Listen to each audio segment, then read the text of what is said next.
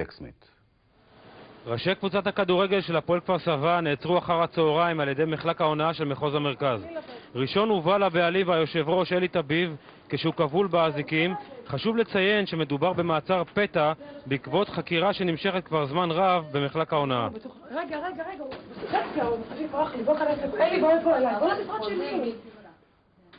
שעה אחר כך הגיע גם מנכ"ל הקבוצה גבי טווילי. החקירה נפתחה בעקבות תלונה שהגיש יושב ראש האגודה שאול דור.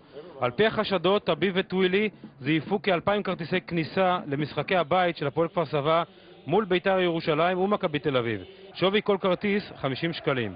הכרטיסים המזויפים הודפסו בבית דפוס מקומי, ובעליו כבר הודה בחקירתו כי שיתף פעולה עם החשודים ואף אימת את החשדות נגדם.